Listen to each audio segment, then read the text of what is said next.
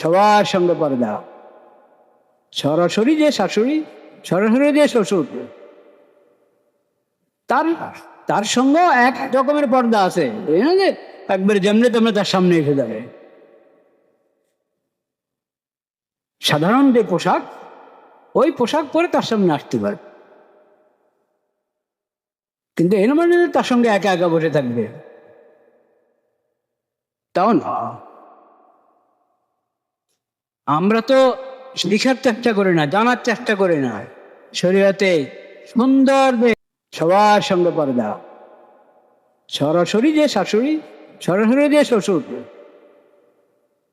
তার তার সঙ্গেও এক রকমের পর্দা আছে, এই না যে একবারে যেমনি তেমনি তার সামনে এসে যাবে। সাধারণ যে পোশাক, ওই পোশাক পরে তার সামনে আসতে পারে, কিন্তু এর মানে তার সঙ্গে একা একা বসে থাকবে তাও না। আমরা তো লিখার চেষ্টা করি না, জানার চেষ্টা করি না। শরীয়তে সুন্দর পরিবার, পরিবার সুন্দর পরিবারের জন্য, আদর্শ পরিবারের জন্য শরীয়ত যে নিয়ম নীতি দিয়েছে, ওটা তো জানার চেষ্টা করি না, বুঝার চেষ্টা করি না। নিজের পরিবার পরিকল্পনা বানাই, নিজেরা পরিবার পরিকল্পনা। আর আপনার পরিবার পরিকল্পনাকে শরীয়তের যে পরিবার পারিবারিক বিধিবিধান আছে ওটার সাথে মিলান, তাহলে আপনার পরিকল্পনাটা সুন্দর হবে। আর না, আপনার পরিকল্পনা সুন্দর হবে না। যাই হোক, কথা লম্বা হয়ে যাচ্ছে। লা ইলাহা ইল্লাল্লাহ, লা ইলাহা ইল্লাল্লাহ, লা ইলাহা ইল্লাল্লাহ।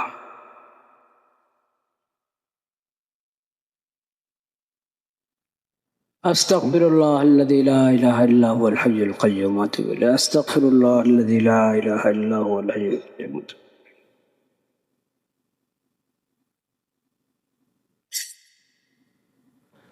আমি বলছিলাম আল্লাহ রাব্বুল আলামিন কোরআন কারীমের মধ্যে উলুল আলবাব, বুদ্ধিমানদের গুণাবলী বর্ণনা করেছিল। যদি প্রকৃত বুদ্ধিমান হতে চাও, আল্লাহর পক্ষ থেকে বুদ্ধিমানের সনদ পেতে চাও, তাহলে নামাজ আদায় করতে হবে, ফরজ নামাজ আদায় করতে হবে। দুনিয়ার বিচারে আপনি যত বড় বুদ্ধিমানে হন, যত বড় পদ পদবী হয়ে থাকুক না কেন, একবারই বিশ্ব সনদ পেয়েছেন আপনি বুদ্ধিমান হওয়ার উপর, বুদ্ধিমান হওয়ার বিষয়ে। কিন্তু যদি নামাজ, নিয়মিত নামাজ, ফরজ নামাজ আদায় না করা হয়, সময় মতে ফরজ নামাজ আদায় না করা হয়, তাহলে এই লোক কিনা বুদ্ধিমান না। এই লোক কিনা আল্লাহর দৃষ্টিতে বুদ্ধিমান না, কোরআনের দৃষ্টিতে বুদ্ধিমান নেই। যেই হোক সে, বুদ্ধিমান হতে হলে নামাজি হতে হবে। বুদ্ধিমান হতে হলে কি হইতে হবে? নামাজি হতে হবে, নামাজ আদায় করা। আজকে নামাজ সম্পর্কে আমি দুটা কথা বলবো। সব কথা তো আর একদিনে হবে না। ইনশাআল্লাহ নামাজের আলোচনা যখন এসেছে, কিছুদিন নামাজের আলোচনা হবে ইনশাআল্লাহ। আজকে দুটা কথা হবে। একটা হলো সালাম ফিরানোর পরের একটা দোয়া, আবার ভুলে যাই কিনা আমি, সেজন্য বলে রাখলাম একটা দোয়া সালাম ফিরাবার পরে। অনেক দোয়া আছে, একটা দোয়া আজকে বলবো ইনশাআল্লাহ। আর একটা হলো নামাজের গুরুত্বপূর্ণ জরুরি একটা বিধান, যেটা হয়তো আমাদের অনেকে খেয়াল করেন না, করে অনেকে খেয়াল করেন না, করা হয় না। ওই বিধানটা বলবো। আর আগামীকালের একটা সমাবেশের দাওয়াত দিব আপনাদেরকে ইনশাআল্লাহ। তিনটা কথা। নামাজের পরের দোয়া আগে বলি। নবী করিম সাল্লাল্লাহু আলাইহি ওয়াসাল্লাম মুআজ রাদিয়াল্লাহু তাআলা আনহুকে বলেছেন, ইয়া মুআজ ইন্নী উহিব্বুক, ইন্নী উহিব্বুক। হে মুআজ, মুআজ বিন জাবাল রাদিয়াল্লাহু তাআলা, বিশিষ্ট সাহাবী, সব সাহাবী বিশিষ্ট সাহাবী, তারপরও তাদের মধ্যে আবার স্তর আছে। মুআজ রাদিয়াল্লাহু তাআলার ব্যাপারে নবী করিম সাল্লাল্লাহু আলাইহি ওয়াসাল্লাম বলেছেন, আ'লামুকুম বিল হালালি ওয়াল হারামি মুআজ ইবনে জাবাল। হালাল হারাম সম্পর্কে, জায়েজ না জায়েজ, হালাল হারামের বিষয়, শরীয়তের এসব মাসলা মাসাইল সবচেয়ে বেশি ভালো জানেন কে? মুআয বিন জাবাল। মানে তোমরা এগুলো মুআয বিন জাবালের কাছ থেকে শিখো।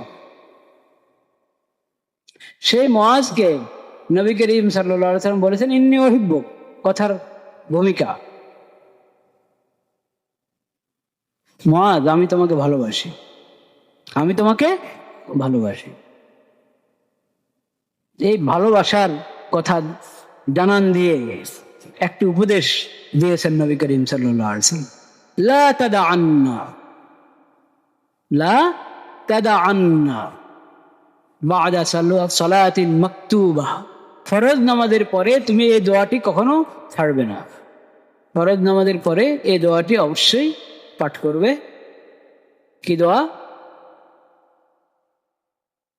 আল্লাহুম্মা আইন্নি আলা যিকরিকা ওয়া শুকরিকা ওয়া হুসনি ইবাদাতি। ছোট্ট একটা দোয়া, প্রতি ফরজ নামাজের পরে এই দোয়া অবশ্যই আমরা পড়ব। দেখো আমি তোমাকে ভালোবাসি, কেন ফরজ নামাজের পরে তুমি এই দোয়া বাদ দিবে না? আল্লাহুম্মা আইন্নি আলা যিকরিকা ওয়া শুকরিকা ওয়া হুসনি ইবাদাতি। আয় আল্লাহ, আমি আপনার কাছে সাহায্য কামনা করছি, আপনি আমাকে সাহায্য করেন যাতে আমি আপনার জিকির করতে পারি, আপনার শুকর আদায় করতে পারি এবং সুন্দরভাবে আপনার ইবাদত করতে পারি। তিনটা কথা। আল্লাহ আপনি আমাকে তৌফিক দান করেন, সাহায্য করেন যাতে আমি আপনার জিকির করতে পারি, আপনার শুকর আদায় করতে পারি এবং সুন্দরভাবে ইবাদত করতে পারি। সুন্দরভাবে ইবাদত কাকে বলে? সুন্দর ইবাদত, ওটাও হাদিস শরীফে নবী করিম সাল্লাল্লাহু আলাইহি ওয়াসাল্লাম বলেছেন, মাল ইহসান। ইহসান কাকে বলে? ইহসান হলো আন তা'বুদাল্লাহ কান্নাকা তারাহু ফাইন লাম তাকুন তারাহু ফাইন্নাহু ইয়ারা। আল্লাহর ইবাদত করো এমন ভাবে যে তুমি আল্লাহকে দেখছো। আল্লাহর সামনে তুমি আল্লাহর ইবাদত করছো, আল্লাহকে দেখছো, তাহলে কত সুন্দর করে ইবাদত করবা। আমরা তো ওটা তো আর পারবো না যে একবারই আল্লাহকে দেখছি, আল্লাহর সামনে ইবাদত করছি। নবীজি বলছেন ওরকম ভাবো যে তুমি আল্লাহর সামনে আছো, আল্লাহকে দেখছো। এই অবস্থায় যদি তুমি ইবাদত করো, কত সুন্দর করে ইবাদত করবা। ওরকম সুন্দর করে ইবাদত করো, ওরকম সুন্দর করে নামাজ আদায় করবে। ফাইল্লাম তখন তারাহু, আমি ভাবছি যে একবার আমি আল্লাহর সামনে আছি, আল্লাহকে দেখছি, কিন্তু দেখছি না তো। হ্যাঁ, দেখছি না। ফাইল্লাম তখন তারা, আরে না দেখো, আল্লাহ তো তোমাকে দেখেন, আল্লাহকে তোমাকে দেখেন। তাইলে আল্লাহ যখন তোমাকে দেখছেন, তুমি আল্লাহর সামনে আছো, আল্লাহ তোমাকে দেখছেন, তাহলে তোমাকে কত সুন্দর করে ইবাদত করতে হবে। সর্ব অবস্থায় তুমি তোমার সাধ্যের ভিতরে যতটুকু আছে ওটার মধ্যে কোনো কমি করো না, অত সুন্দর করে ইবাদত করার চেষ্টা। সম্মানিত কোনো ব্যক্তি মনে করেন মজলিসে আছে, তো সবাই একটু তার আদব রক্ষা করে মজলিসে ঠিকঠাক মতো থাকে না। হ্যাঁ, অসুন্দর কোনো আচরণ করে না, কোনো আওয়াজ করে না, সবাই নীরব, আদব রক্ষা করে বসে থাকে। কেন? একজন মহামান্য মেহমান আছেন সেজন্য। ওই মজলিসে যদি কয়েকজন অন্ধ থাকে যারা চোখে দেখে না, ওরা দেখছে না, কে দেখে না, কিন্তু তারা কি সম্মান রক্ষা করবে না করবে না? করবে। যথাযথ মজলিসের যথাযথ আদব রক্ষা করবে। কেন? বিষয়টা তো এটা না আমি দেখছি কি দেখছেন, বিষয়টা হলো যার সম্মানে আমরা এখানে বসে আছি তিনি কি দেখছেন, তিনি উপস্থিত। তো মাখলুকের সঙ্গে তো আল্লাহর তুলনা হয় না। আল্লাহ হলেন খালেক, আল্লাহ হলেন রব, আল্লাহ হলেন কি মাবুদ। আল্লাহ তো দিলের অবস্থাও জানেন, অন্তরে কার অন্তরে কি লুকিয়ে আছে সব জানেন। কার আদব শুধু বাহ্যিক, কার আদব দিল থেকে, সব আল্লাহ দেখেন। সেজন্য এখানে তোমাকে সর্বোচ্চ খুশু, সর্বোচ্চ আদব, যেভাবে নবী করিম সাল্লাল্লাহু আলাইহি ওয়াসাল্লাম ফরজ নামাজ শিখিয়েছেন ওইভাবে নামাজ আদায় করার অনুশীলন তোমাকে করে যেতে হবে। ফরজ আদায় তো করতেই হবে, সাথে সাথে নামাজ ভালো থেকে যেন ভালো হয়, সুন্দর থেকে সুন্দর হয়, সে অনুশীলন করে যেতে হবে। খালি অনুশীলন করলে, চেষ্টা করলে হবে না, আল্লাহর তৌফিক হইতে হবে। সেজন্য আল্লাহর কাছেও বলতে হবে।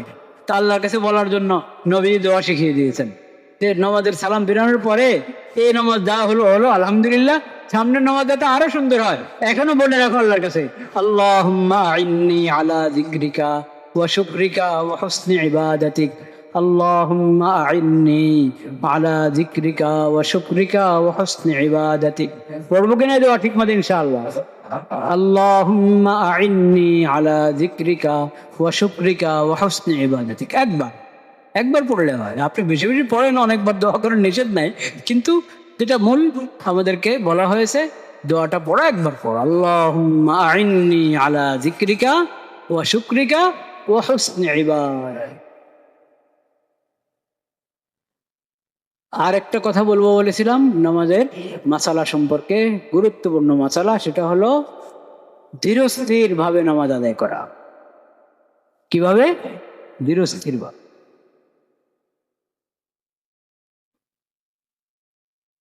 নামাজে কয়েকটা আমল। প্রথমে আমরা সোজা হয়ে দাঁড়াই, কেবলামুখী হয়ে দাঁড়াই। দাঁড়ানোর মধ্যে সানা, সূরা ফাতিহার পরে সূরা মিলাই, ইমামের পিছনে হলে ইমামের কেরাত শুনি, খামোশ থাকি। তারপরে রুকুর পর আবার দাঁড়ায়। কি বলে ওটাকে? রুকু থেকে দাঁড়ালে ওটাকে কি বলে? কওমা নাকি? এরপরে সজদা যাই। প্রথম সজদার পরে বসি, জলসা। তারপরে দ্বিতীয় সজদা। এরপরে আবার দ্বিতীয় রাকাতের জন্য দাঁড়াই। দ্বিতীয় রাকাত শেষ করার পরে তাশাহুদের জন্য বসি। অতিরিক্ত আরো নামাজ হলে তৃতীয় রাকাত হলে তৃতীয় রাকাতের জন্য দাঁড়াই, তাশাহুদ শেষ করে। আরো 2 রাকাত বাকি থাকলে 2 রাকাতের জন্য দাঁড়াই। কিন্তু আমি 2 রাকাত পড়লেও 2 রাকাত নামাজের মধ্যে রুকু আছে, সজদা আছে। রুকুর পরে কওমা আছে, সজদার পরে জলসা আছে, ঠিক কিনা? এই কাজগুলো খেয়াল রাখতে হবে। এই কাজগুলোর মধ্যে তাড়াহুড়া করা চলে না। তাড়াহুড়া করা চলে না।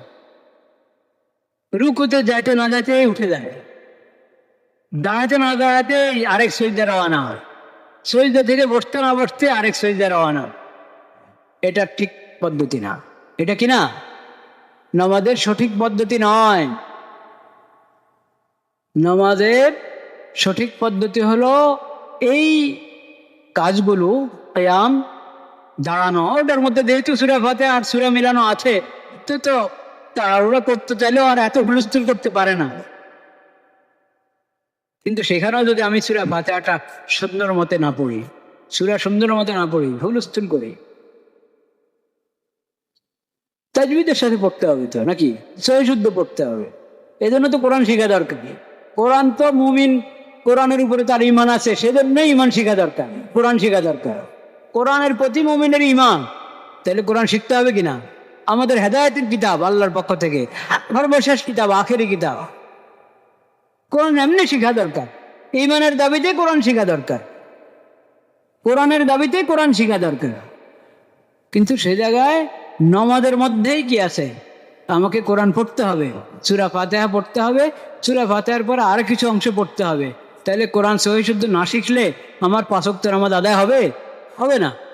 তাহলে আমরা সবাই কোরআন কারীম সহি শুদ্ধ শিখার চেষ্টা করবো তো ইনশাআল্লাহ। এই মসজিদে তো ব্যবস্থা আছে, আরো যেখানে যে কোনো মসজিদেই, অধিকাংশ মসজিদে এখন ব্যবস্থা আছে। আচ্ছা, না থাকুক, আপনি ব্যবস্থা বের করে নেন। আপনি দুনিয়ার জরুরতের জন্য ঘুরেন না, হ্যাঁ? রাস্তা বের করেন না? তো সহি শুদ্ধ শিখতে হবে, সেটার জন্য রাস্তা বের করেন। আর খালি ঘরে ঘরে হুজুরকে কষ্ট দিয়ে আনবেন না, নিজে যাবেন হুজুরের কাছে, নিজে যাবেন, নিজে শিখতে যাব। মাঝে মধ্যে ঘরে হলো আপত্তি নাই, ঘরের মধ্যেও তালিম হবে, কিন্তু এই জন্য যে আমি আরেকজনের কাছে যাব শিখার জন্য, আমার কাছে আসক, এই মানসিকতা নিয়ে যদি কাউকে ডাকেন শিখার জন্য, তাহলে শিখার সব কমে গেল, শিখার বরকত কমে গেল, কখনো নাইও হয়ে যেতে পারে। নাই, এলেমের কাছে যেতে হয়। এলেমের কাছে কি নিজে যেতে হয়। যাই হোক, নবী করিম সাল্লাল্লাহু আলাইহি ওয়াসাল্লাম বলেছেন, হাত্তা তা'তাদিলা রাকিআন, হাত্তা তাতমাইন্না রাকিআন হাত্তা তা'তাদিলা কাইমান হাত্তা তাতমাইন্না কাইমান। এক ব্যক্তি দেখেন ঘটনা ঘটে, আল্লাহ ঘটান যাতে ওই ঘটনাকে কেন্দ্র করে শিখতে পারে উম্মত। এক ব্যক্তি মসজিদে এসে নামাজ পড়ল, নিজে নিজে নামাজ পড়েছে, হয়তো নফল নামাজ তাহিয়াতুল ওযু পড়েছে না কি পড়েছে, যে কোনো নামাজ উনি পড়েছেন, বা কোনো ওজরে এসে দেরি হয়েছে আসতে, জামাত পান নাই, একা নামাজ পড়ছেন, কোনো নামাজ